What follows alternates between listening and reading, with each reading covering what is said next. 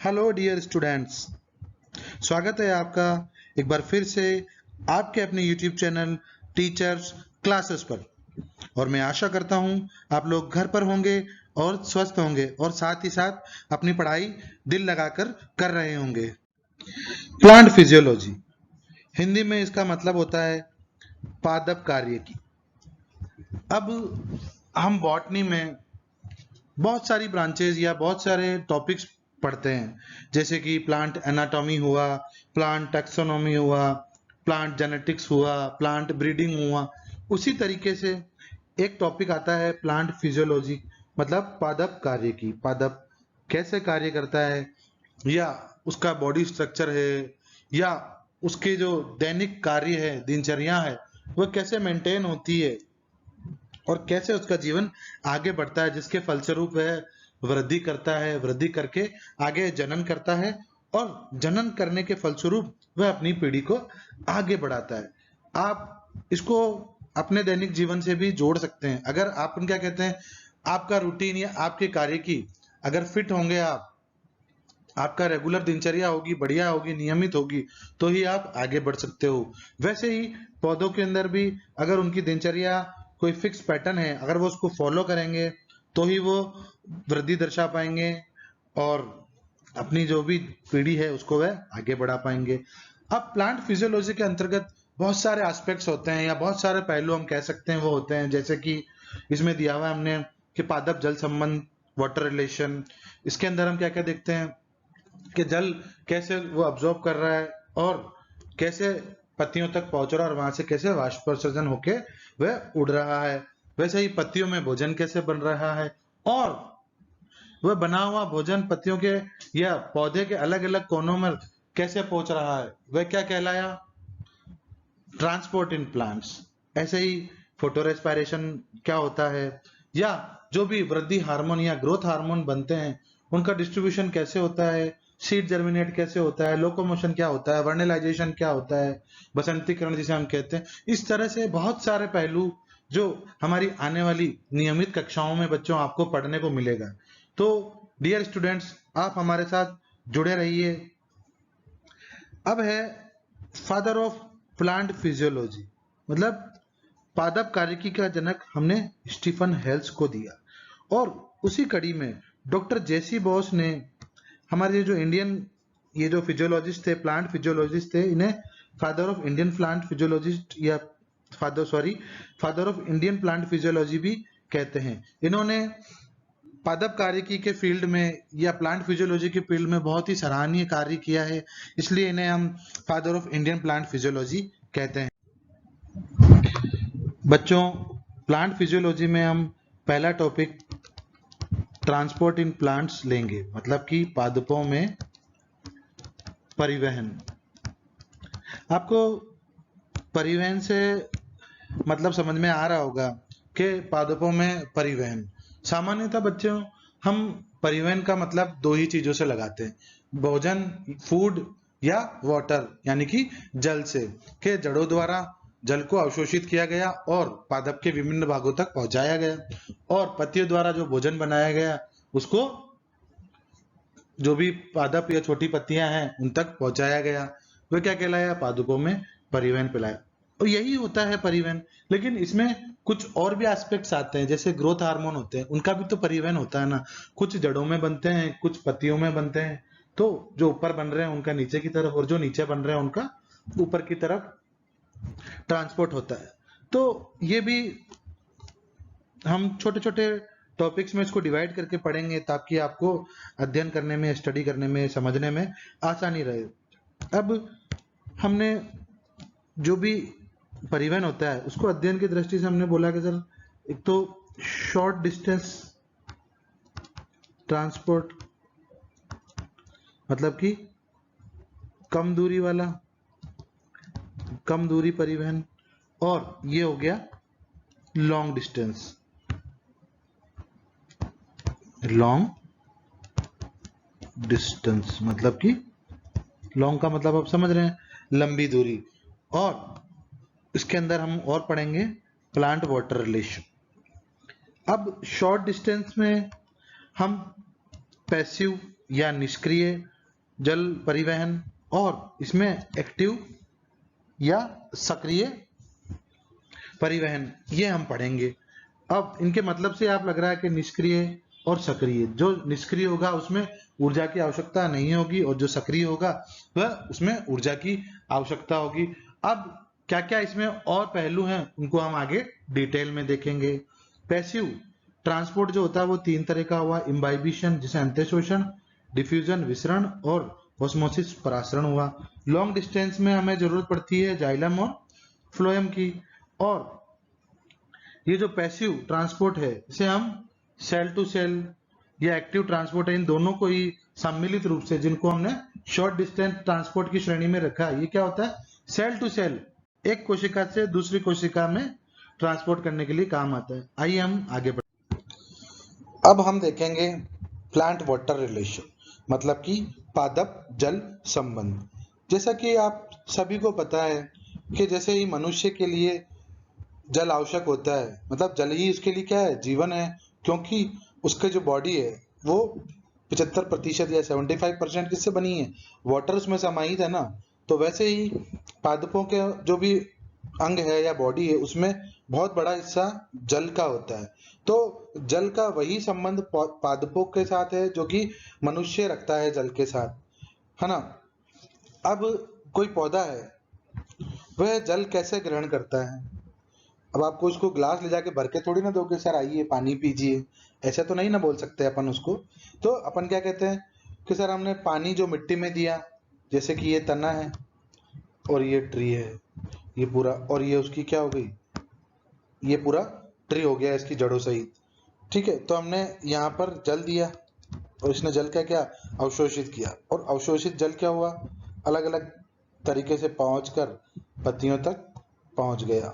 तो ये क्या हो गया, जल का ट्रांसपोर्ट हो गया, और यहाँ से वह वाष्पोत्सर्जित होकर के बाहर चला गया जल वाष्प के रूप में, ठीक है। तो ये पूरा जो प्रोसेस क्या कहलाया, यहाँ से लेकर के यहाँ तक का पादप जल संबंध। तो यही तो हम पढ़ते हैं पादप जल संबंध में, कि जल का अवशोषण और जल का रसारोहण, मतलब कि असेंट ऑफ सेप ऊपर कैसे गया, और उसका पत्तियों द्वारा वाष्पोत्सर्जन कैसे हो गया। इसी चीज का अध्ययन हम क्या कहाँ करते हैं, प्लांट वाटर रिलेशन में। अब प्लांट वाटर रिलेशन में आगे बढ़ने से पहले हम छोटी सी एक सेल की स्ट्रक्चर के बारे में समझते हैं, क्योंकि ये समझाना यहाँ पर थोड़ा सा ऑकवर्ड है, लेकिन आप हल्का सा इसको जान लेंगे तो क्या होगा, आपके लिए थोड़ी सी अध्ययन में क्या सुगमता आ जाएगी, मतलब स्मूथनेस आ जाएगी। जैसे कि आप सभी को विदित है कि जो प्लांट सेल होती है, जैसे कि ये एक प्लांट सेल है, प्लांट सेल में सबसे बाहर क्या सेल वॉल होती है, मतलब कि कोशिका भित्ति, ठीक है। लेकिन यही कोशिका भित्ति एनिमल्स में, मतलब कि जंतुओं में नहीं होती है या एब्सेंट होती है, ठीक है। अब उसके बाद होती है, ये जो नीचे में बता रहा हूं, ये होती है सेल मेम्ब्रेन, मतलब कि कोशिका झिल्ली, ठीक है, कोशिका झिल्ली होती है। अब ये जो सेल वॉल है, इसे पार करना किसी भी सॉल्यूट या सॉल्वेंट या सॉल्यूशन के लिए इतना मुश्किल काम नहीं होता है, क्योंकि ये सबके लिए क्या होती है, ये पारगम्य होती है। और फिर उसके बाद आती है कोशिका झिल्ली या सेल मेम्ब्रेन, जिसके स्ट्रक्चर की बात हम करने वाले हैं कि वो उसमें क्या गुण होते हैं या वो कैसी होती है, कि वो किसी के लिए पारगम्य होती है, किसी के लिए अर्ध पारगम्य होती है, किसी के लिए चयनात्मक पारगम्य होती है। वैसे हम ये तीनों टर्म आगे आने वाली, इसी कक्षा में आगे आने वाली स्लाइड्स में पढ़ने वाले हैं, लेकिन उसके पहले हम कोशिका झिल्ली का छोटा सा अध्ययन करेंगे जल्दी से। क्या होता है, आपने सुना है कि कोशिका झिल्ली किसकी बनी होती है, ये जो सेल मेम्ब्रेन है ये किसकी बनी होती है, आपने सुना है कि ये फास्फोलिपिड की बनी होती है, मतलब फास्फेट और लिपिड बनके, लिपिड मिलके क्या बनाते हैं, फास्फोलिपिड बनाते हैं। और ये फास्फोलिपिड का एक अणु हो गया जिसका हेड है, जिसको हमने बोला हाइड्रोफिलिक, मतलब कि जल अनुरागी, मतलब ये जल से प्रेम करने वाला, मतलब ये अगर लीफ यहाँ ये बना हुआ है तो ये इधर होगा तो इसके भी इधर क्या जल होगा। और ऐसे ही ये होती है टेल, मतलब कि जैसे हमने बोला पूंछ, इसको क्या बोलते हैं, हाइड्रोफोबिक या जल विरागी, मतलब जल से क्या भागेगी, दूर भागेगी। आप यहाँ देख सकते हैं ये जल से दूर भागेगी। क्यों? क्योंकि अगर ये कोशिका का अंदर है, इनसाइड है, इनसाइड द सेल, यहाँ पर क्या होता है, वाटर होता है, तो ये वाटर से प्यार करने वाला है तो वाटर की तरफ रहेगा। और आउटसाइड द सेल, ठीक है, वहां पर भी क्या होगा, वाटर होगा, तो ये भी क्या है, जल से प्रेम करने वाला है। और ये बना हुआ किसका है, फास्फोलिपिड का, मतलब कि ये लिपिड का बना हुआ है। तो ये एक तरह का बैरियर हो गया सेल वॉल के बाद या कोशिका भित्ति के बाद। सेल मेम्ब्रेन को हमने क्या बोला, एक तरह से ये बैरियर है। अब जो आपको इसको ध्यान में रखना है स्ट्रक्चर को, क्योंकि इस तरह की बातें मैं बार बार करूंगा आगे, तो आपको इसको रिकॉल करते रहना है। अब है परमियाबिलिटी, मतलब कि जो कोशिका झिल्ली है या जो भी झिल्ली है उसकी पारगम्यता। क्या? झिल्ली की पारगम्यता। पारगम्यता मतलब वह किस किस को अपने पार जाने देती है, किस किस को अपने पार नहीं जाने देती है, वह कहलाता है झिल्ली की परमिएबिलिटी या पारगम्यता। अब इन दोनों को आगे बढ़ने से पहले बच्चों दो टर्म्स आ गई, सॉल्वेंट और सोल्यूट, इनको हम देखते हैं। सॉल्वेंट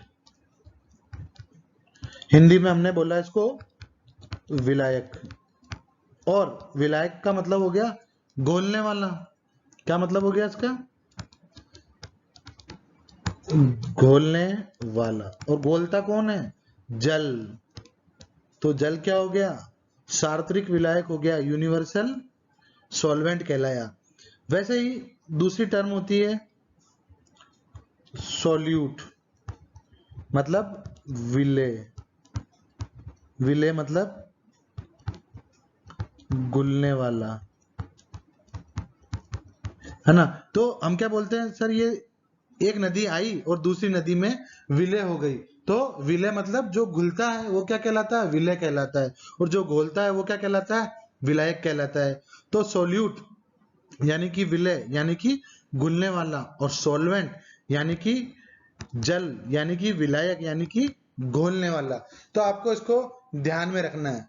तो कुछ कोशिका झिल्ली जो होती है वो क्या करती है, विलायक और विलय मतलब कि सॉल्वेट और सॉल्वेंट दोनों को जाने देती है, जो कि प्राइमरी सेल वॉल होती है। अभी हमने पीछे क्या देखा कि सर सेल वॉल जो होती है वो लगभग सभी को जाने देती है, तो उस तरह का जो बैरियर क्या कहलाएगा, परमिएबल बैरियर या पारगम्य है वो सबके लिए।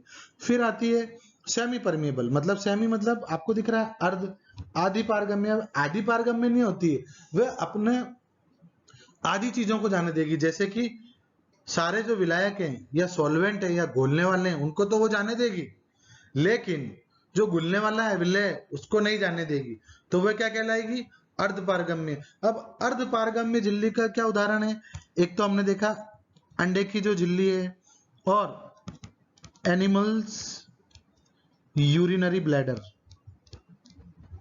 यूरिनरी ब्लैडर मतलब कि मूत्राशय, या सेलोफेन टेप हो गई, है ना। तो इस तरह की, या फिर जो आर्टिफिशियल हम झिल्ली बनाते हैं, है ना, अध्ययन के लिए लैब्स के अंदर, वह क्या होती है, सेमी परमिएबल्स होती हैं।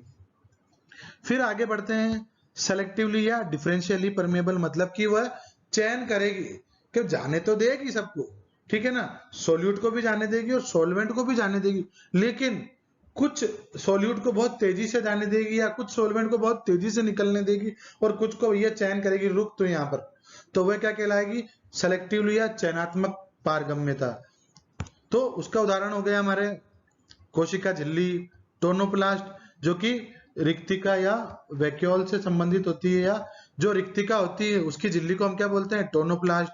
या कोशिकांगों की जो झिल्ली होती है, कोशिकांगों की झिल्ली, ठीक है ना, वो भी क्या होती है, सेलेक्टिवली परमिएबल होती है। अब हमने जैसे देखा कि जल सार्वत्रिक विलायक होने के कारण वह जल्दी से किसी भी मेम्ब्रेन के विस्तृत हो जाता है जल्दी से। क्यों हो जाता है? क्योंकि वह सर सार्वत्रिक विलायक है, यूनिवर्सल सॉल्वेंट है, तो उसको कोई नहीं रोकेगा। और हमने पहले और पढ़ा है कि वो जीवन के लिए या लाइफ के लिए, किसी भी मेटाबॉलिज्म के लिए बहुत ही आवश्यक है। तो जल तो क्या है, बहुत तरीके से और बहुत तेजी से निकल जाता है, लेकिन जो झिल्ली होती है वह अलग अलग पदार्थों के लिए, अलग अलग सब्सटेंसों के साथ अलग अलग बिहेव करती है। कैसे बिहेव करती है? वो कौन कौन से सब्सटेंसेस होते हैं?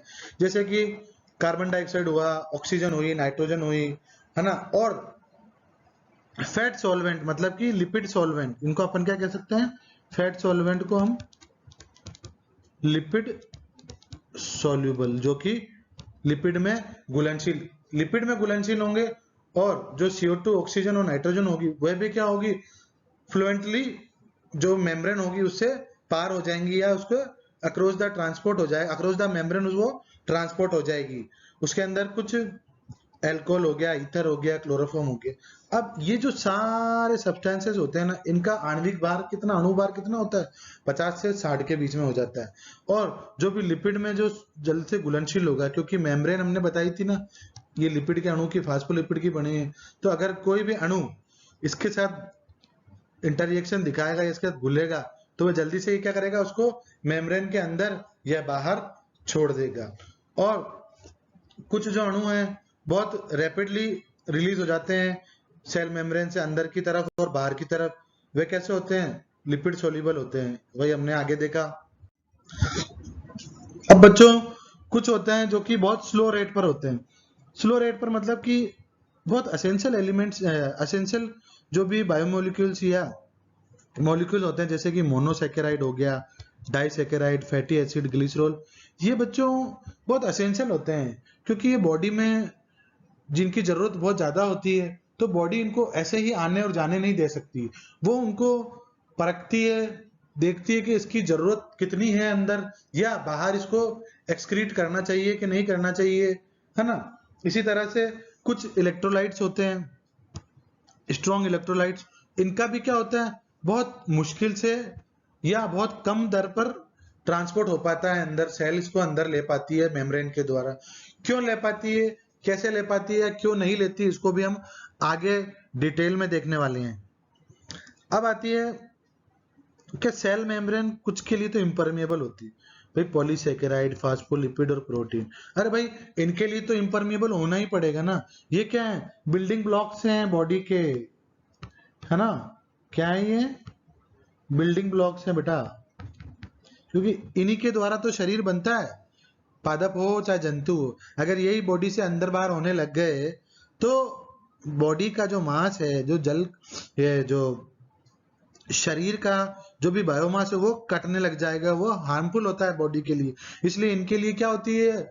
सेल मेम्ब्रेन इम्परमेबल होती है, बिल्कुल परमेबिलिटी नहीं शो करती है।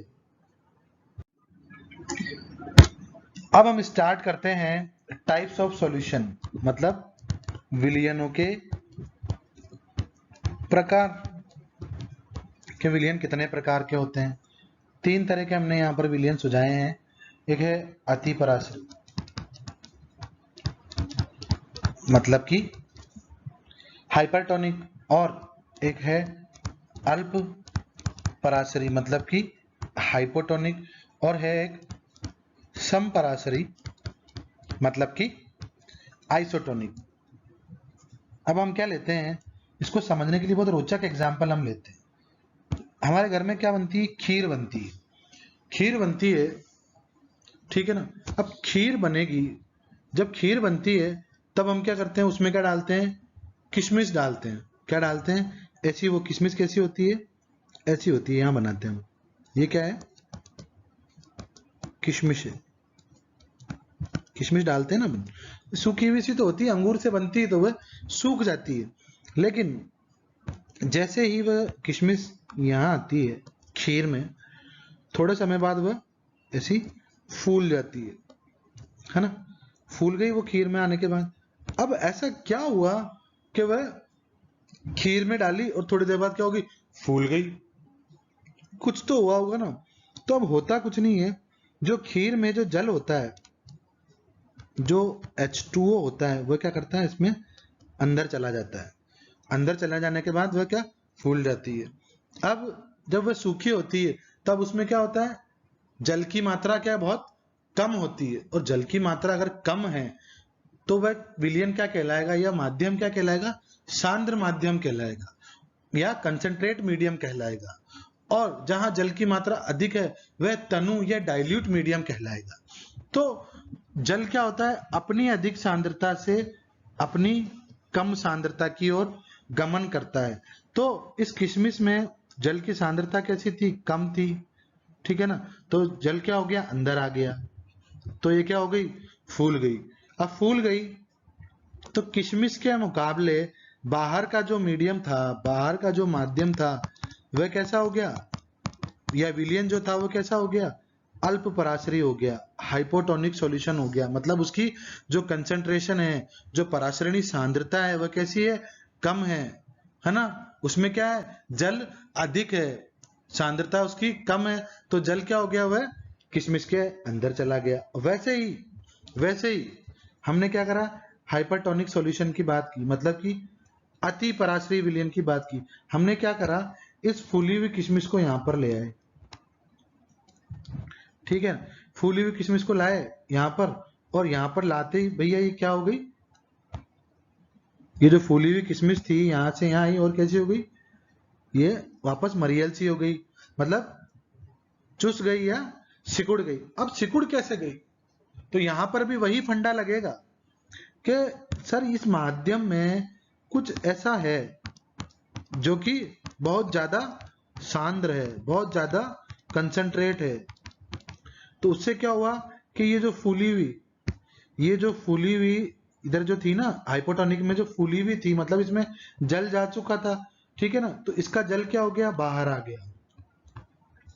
क्यों, क्योंकि ये जो माध्यम है अति पराश्रयी है, इसकी पराशरणीय सांद्रता क्या है, बहुत अधिक है, बहुत ज्यादा है। तो ये क्या होगा, ये किशमिश क्या हो जाएगी, चुस जाएगी, मतलब कि ये सिकुड़ जाएगी, इसका जल क्या होगा, बाहर आ जाएगा। तो ये विलयन कैसा कहलाएगा, सर बहुत ज्यादा कंसंट्रेट होगा, बहुत ज्यादा सांद्र होगा, तो इसको क्या बोला हमने, अति पराश्रयी विलयन, ठीक है।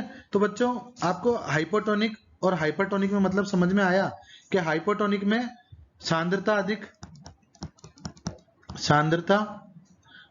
हाइपोटोनिक में सांद्रता कम और इसमें सांद्रता अधिक। सांद्रता मतलब कंसंट्रेशन, ठीक है। अब इसी को हम यहां पर ले गए, किशमिश को यहां पर रखा, ठीक है। अब ये जो किशमिश थी भाई, ये है जैसी की जैसी ही रही, ना तो फूली ना सिकुड़ी। तो क्या हुआ कि ना सर, ना तो H2 अंदर जा रहा है, ना ही अंदर से बाहर आ रहा है। मतलब कि बाहर वाले माध्यम की पराशरणी सांद्रता और अंदर वाले माध्यम की पराशरणी सांद्रता दोनों क्या है, बराबर हैं। दोनों में जल की मात्रा अंदर व बाहर या विलय की सांद्रता अंदर व बाहर बराबर हैं। तो वह सॉल्यूशन क्या कहलाया, आइसोटोनिक चलाया, सम पराशरी कहलाया।